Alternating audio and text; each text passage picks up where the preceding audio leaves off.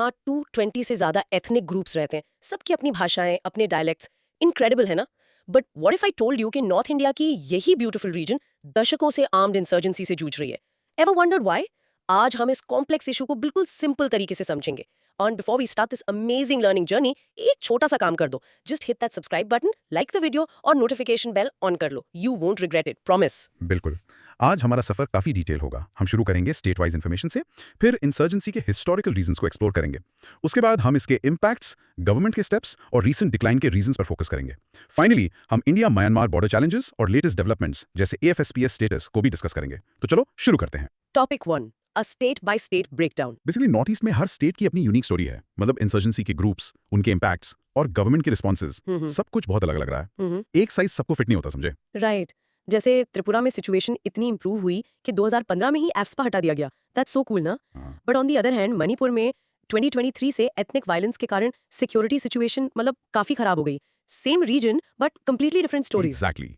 तो चलो एक एक करके स्टेट्स को देखते हैं। We'll start with Assam. Assam, वहां तो ULFA का नाम बहुत सुना है। हाँ, असम में ग्रुप्स जैसे ULFA मतलब United liberation front of Assam और NDFB national democratic front of Bodoland, ये बहुत एक्टिव थे। गवर्नमेंट ने इन्हें टेररिस्ट ऑर्गेनाइजेशन डिक्लेयर किया है, जैसा कि हमारे सोर्स लिस्ट में है। इनकी वजह से वायलेंस और इकोनॉमिक डिसरप्शन एक बड़ा प्रॉब्लम था। तो वहां सिचुएशन कंट्रोल में कैसे आई?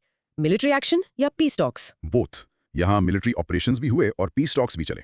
एक मेजर सक्सेस है 2023 की ट्राइपार्टाइट मेमोरेंडम ऑफ सेटलमेंट यानी MOS with ULFA PTF। ULFA PTF, ये PTF क्या है? Good question. PTF का मतलब है pro talk faction. Basically ULFA का वो हिस्सा जो सरकार से बात करने को तैयार था। अच्छा। इस MOS से वायलेंस काफी कम हुआ है, लेकिन एक चैलेंज अभी भी है। और वो क्या है? ULFA I faction. I for? Independent. ULFA I independent अभी भी आर्म्ड स्ट्रगल में बिलीव करता है। दिस शोज कि एक ही ग्रुप के अंदर भी डिफरेंसेस हो सकते हैं, याद रखना। इंटरेस्टिंग। तो Assam is a work in progress. What about Nagaland? वहां की इंसर्जेंसी तो इंडिया की सबसे पुरानी है, राइट? यस।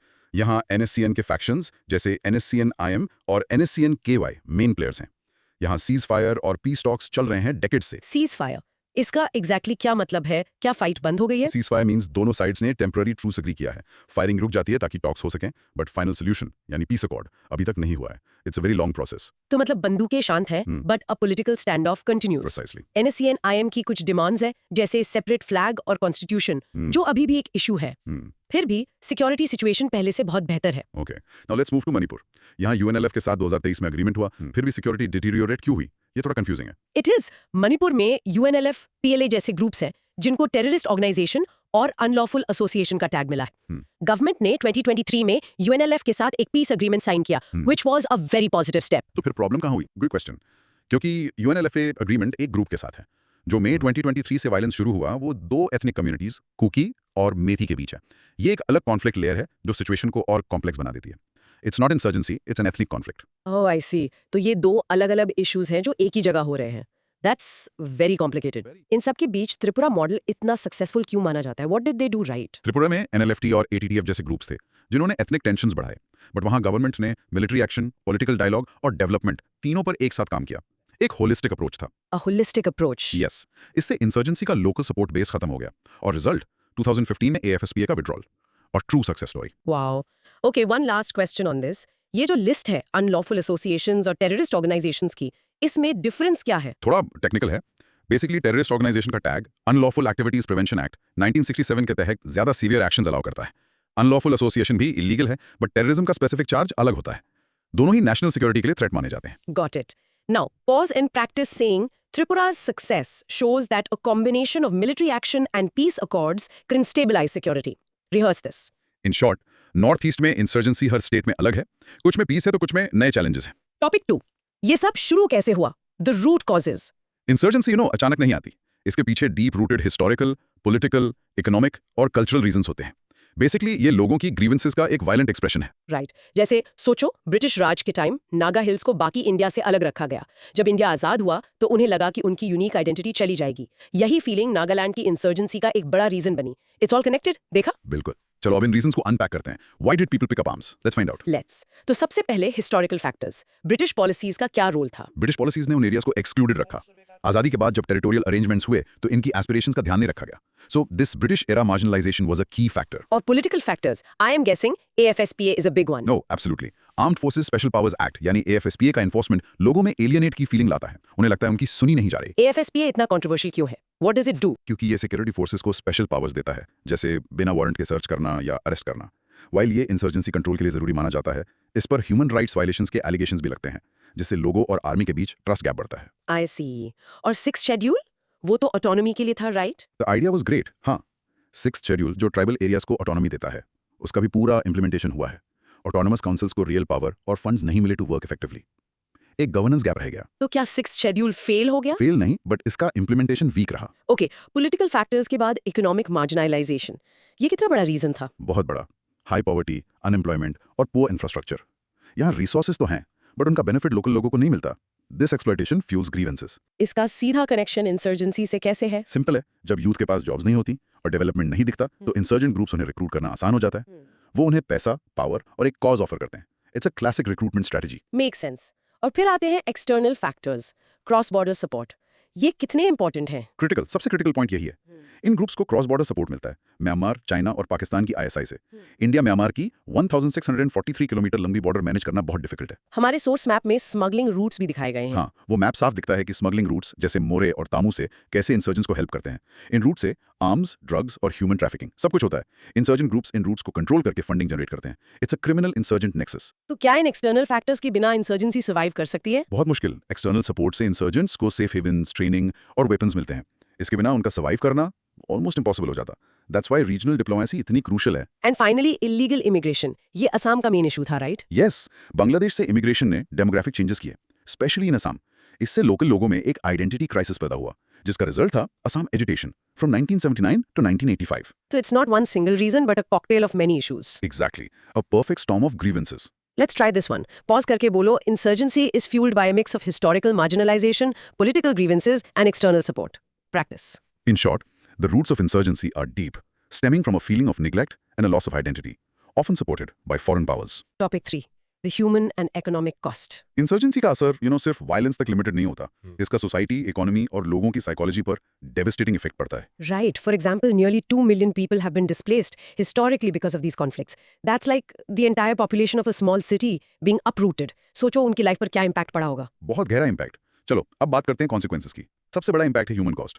हजारों लोगों की जान गई है, सिविलियंस, सिक्योरिटी फोर्सेस और इंसर्जेंट्स। और डिस्प्लेसमेंट तो एक बहुत बड़ा इशू है ही। और इकोनॉमिक डिसरप्शन, इंफ्रास्ट्रक्चर को टारगेट क्यों किया जाता है? To show their power and to disturb the government's functioning.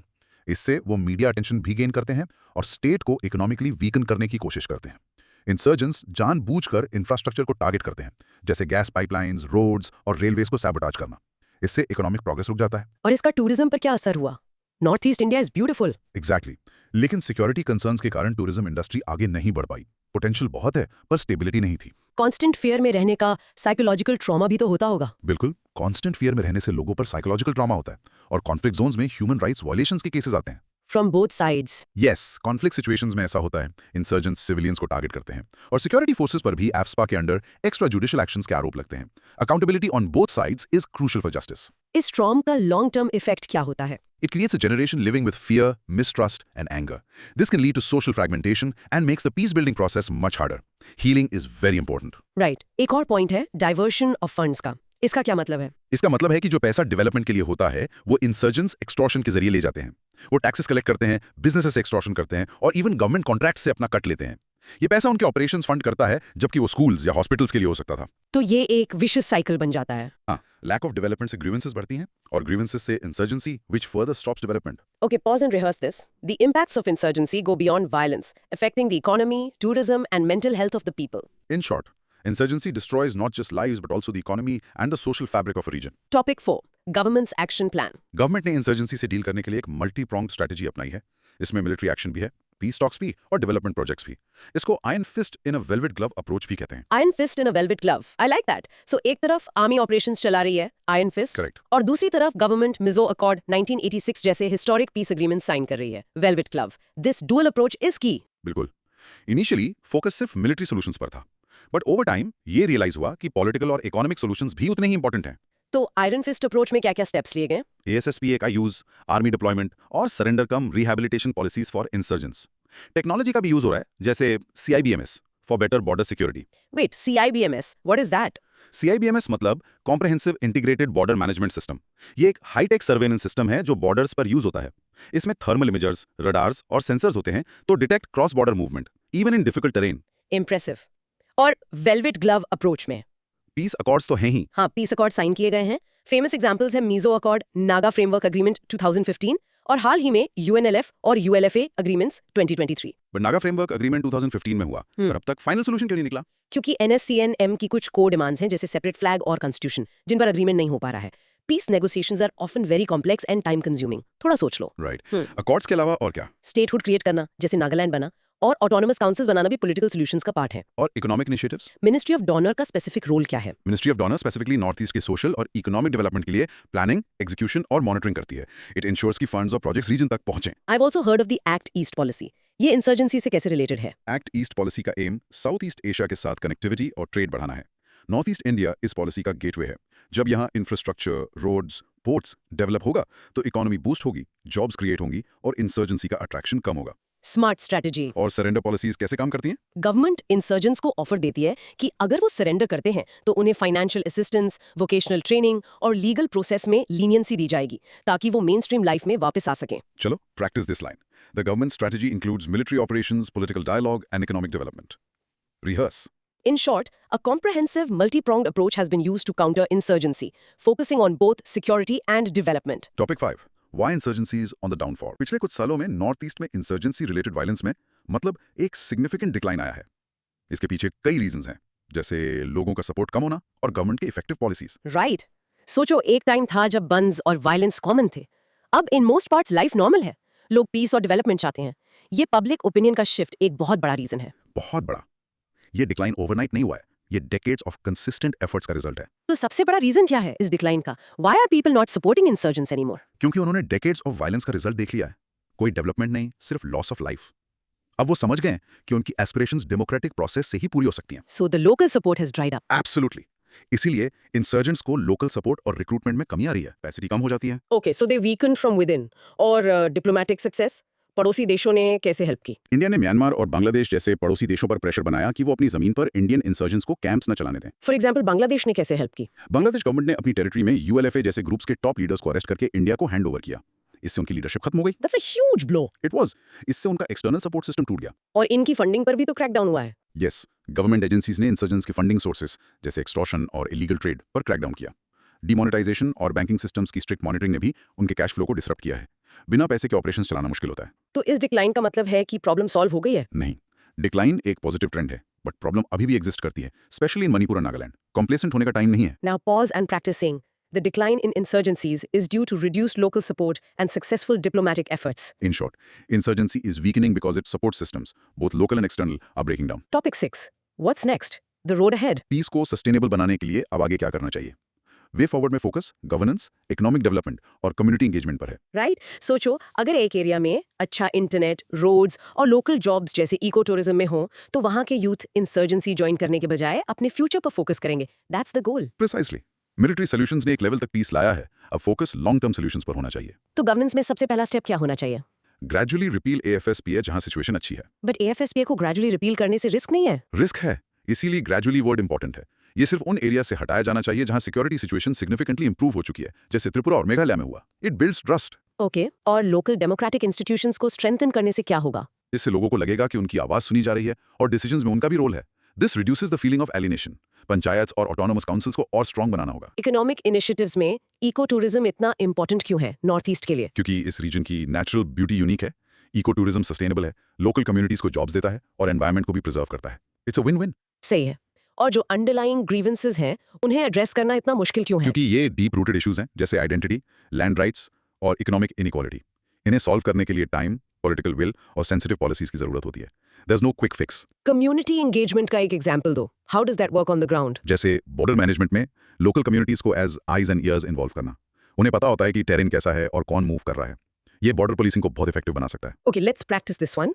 The way forward is to strengthen governance, promote sustainable development, and engage local communities. In short, future strategy should focus on winning the hearts and minds of the people through development and good governance. Topic 7. The challenge of the India-Myanmar border. India-Myanmar border, as seen in the map, is a huge security challenge. ये porous है, difficult terrain में है और insurgents के लिए आने जाने का मेन राउट है। पोरस बॉर्डर, इसका आखिर मतलब क्या है? इसका मतलब है कि बॉर्डर पर ऐसे कई पॉइंट्स हैं जहां से लोग बिना ऑफिशियल चेक के क्रॉस कर सकते हैं। It's not sealed like other international borders. Right. Imagine a border जहां डेंस फॉरेस्ट्स और हिल्स हैं और कई जगह फेंसिंग भी नहीं है। इसको पुलिस करना ऑलमोस्ट इम्पॉसिबल है। एग्जैक्टली और इसके चैलेंजेस मल्टी लेयर्ड हैं। जैसे? एक तो as I said porous and difficult terrain, दूसरा इंसर्जेंट कैंप्स इन म्यांमार, तीसरा आर्म्स एंड ड्रग ट्रैफिकिंग। और म्यांमार की इंटरनल इंस्टेबिलिटी हमें कैसे अफेक्ट करती है? बहुत ज्यादा। जब म्यांमार की गवर्नमेंट का कंट्रोल अपने बॉर्डर एरियाज पर वीक होता है तो इंडियन इंसर्जेंट ग्रुप्स वहां इजीली अपने कैंप्स और ट्रेनिंग सेंटर्स चला लेते हैं। तो सोल्यूशंस क्या हैं? जॉइंट पेट्रोल्स कितने इफेक्टिव हो सकते हैं? बहुत इफेक्टिव। जब दोनों देशों की आर्मीज एक साथ पेट्रोल करती हैं तो इंसर्जेंट्स के लिए बॉर्डर क्रॉस करना या हाइड करना मुश्किल हो जाता है। It builds trust and cooperation. क्या पूरी बॉर्डर को फेंस करना पॉसिबल है? नहीं, 1643 किलोमीटर बॉर्डर को स्पेशली हिली टेरेन में फेंस करना प्रैक्टिकल नहीं है। इसलिए स्मार्ट फेंसिंग की बात होती है, जहां टेक्नोलॉजी और फिजिकल बैरियर्स का मिक्स यूज किया जाता है। एडवांस सर्वेलेंस इज की। इसमें लोकल कम्युनिटी का रोल इतना इंपॉर्टेंट क्यों है? क्योंकि वो वहां रहते हैं, उन्हें टेरेन की, लोगों की और एक्टिविटीज की बेहतर जानकारी होती है सिक्योरिटी फोर्सेस से। उनका ट्रस्ट जीतना is key to securing the border. A secure border means cutting the lifeline of insurgents. Yes. और इससे ड्रग्स का फ्लो भी रुकेगा जो यूथ को बर्बाद कर रहा है। चलो practice this. Securing the porous India-Myanmar border is crucial to cutting off insurgent supply lines. Rehearse this. In short, the India-Myanmar border is a major challenge that requires a mix of technology, diplomacy, and community partnership to manage. Topic 8. What's the latest scene? Current affairs update. ये section एक quick update है on the current status of AFSPA, recent peace agreements और overall security scenario in 2023 to 2024. Great. जैसे 2023 में एक तरफ मणिपुर में UNLF के साथ पीस अग्रीमेंट साइन हुआ। Good news. हाँ, तो दूसरी तरफ वहाँ एथनिक वायलेंस इरप्ट हो गया। Bad news. It shows how volatile the situation can be. बिल्कुल। चलो बिल्कुल रीसेंट अपडेट्स पर आते हैं। ग्राउंड रियलिटी क्या है अभी? Let's start with AFSPA status in 2024। Okay, Assam में AFSPA सिर्फ 4 डिस्ट्रिक्ट्स में क्यों रह गया? क्योंकि वहां सिक्योरिटी सिचुएशन बहुत इंप्रूव हुई है। ULFA के मेन फैक्शन के साथ पीस डील हो गई है और वायलेंस काफी कम हो गया। It's a big improvement. और नागालैंड में जुन्ही भोटो से AFSPA हटाना क्या सिग्निफाई करता है? ये सिग्निफाई करता है कि गवर्नमेंट सिचुएशन को डिस्ट्रिक्ट बाय डिस्ट्रिक्ट रिव्यू कर रही है। जैसे ही किसी एरिया में इंप्रूवमेंट दिखती है वो रिस्ट्रिक्शंस कम कर देती है। And what about Manipur and Arunachal Pradesh? Manipur में एथनिक वायलेंस के कारण मोस्ट एरियाज में एक्सटेंडेड है और अरुणाचल प्रदेश के कुछ डिस्ट्रिक्ट्स और पुलिस स्टेशंस में एक्सटेंडेड है। तो मिजोरम में AFSPA 1980s में ही हट गया था। Wow, yes. Mizo accord of 1986 is considered the most successful peace accord in India's history. उसके बाद से Mizoram is one of the most peaceful states in the country. Amazing. और रीसेंट पीस एग्रीमेंट्स 2023 में UNLF और ULFA PTF के साथ हुए। हाँ, ये पीस प्रोसेस के लिए बहुत पॉजिटिव साइंस हैं। लेकिन UNLF अग्रीमेंट मणिपुर वायलेंस को रोकने में हेल्प क्यों नहीं कर पाया? जैसा हमने पहले डिस्कस किया, UNLF एक मेती इंसर्जेंट ग्रुप है। अग्रीमेंट उस ग्रुप और गवर्नमेंट के बीच है, जबकि जो वायलेंस है वो मेती और कुकी कम्युनिटीज के बीच है। दो अलग इश्यूज हैं। तो करंट सिक्योरिटी सिनेरियो को कैसे समराइज करेंगे? मणिपुर में सिचुएशन मई 2023 के बाद से बहुत खराब है, हाई फेटालिटीज। नागालैंड में इंप्रूव्ड है बट NSCN IM एक्टिव है। असम सिग्निफिकेंटली स्टेबल है, सिर्फ ULFAI एक चैलेंज है। और Tripura, Meghalaya, Mizoram they are mostly stable. So overall, should we be optimistic about the future of the Northeast? Yes, cautiously optimistic. The trend is towards peace and development, but issues like in Manipur show that old fault lines can erupt anytime. Continuous effort ज़रूरी है। Okay, last one for practice. The current scenario is a mixed bag. Significant improvement in Assam, but deterioration in Manipur. In short, recent developments show a positive trend towards peace overall, but Manipur remains a major area of concern. Wow, what a journey! हमने north east India की insurgency को बहुत गहराई से समझा। हाँ, काफी detail discussion हुई। असम, नागालैंड, मणिपुर, त्रिपुरा की कहानी बिल्कुल अलग है। हमने इंसर्जेंसी के रूट्स को समझा, from historical neglect to external support. हमने इसके डेवास्टेटिंग इंपैक्ट्स और गवर्नमेंट के multi pronged iron fist and velvet glove response को एनालाइज किया। एंड फाइनली हमने देखा कि सिचुएशन अब डिक्लाइन पर क्यों है, आगे क्या करना है और 2024 तक का लेटेस्ट स्टेटस क्या है। अब अपने लर्निंग को टेस्ट करने के लिए ट्राई आंसरिंग दीज। 1. त्रिपुरा में इंसर्जेंसी कैसे खत्म हुई? What were the key factors? 2. AFSPA क्या है और ये इतना कंट्रोवर्शियल क्यों है? 3. इंडिया म्यांमार बॉर्डर इंसर्जेंसी को कैसे फ्यूल करती है? 4. एक्ट ईस्ट पॉलिसी और नॉर्थ ईस्ट के डेवलपमेंट में क्या कनेक्शन है? 5. मणिपुर की करंट सिक्योरिटी सिचुएशन बाकी नॉर्थ ईस्ट स्टेट से अलग क्यों है? एंड 6. मिजो अकॉर्ड को एक सक्सेस स्टोरी क्यों माना जाता है? ग्रेट क्वेश्चंस, और यहाँ आपके लिए एक सिंपल चैलेंज है। Try explaining the difference between the security situation in Assam and Manipur to a friend in just 3 sentences। देखते हैं आप कितना समझें। तो दोस्तों, ये था हमारा आज का इन डेप्थ एनालिसिस। अगर आपको ऐसी ही क्लियर और एंगेजिंग डिस्कशंस पसंद है तो चैनल को सब्सक्राइब करना मत भूलना। कमेंट सेक्शन में बताओ आपको सबसे इंटरेस्टिंग क्या लगा and hit that like button. See you in the next one.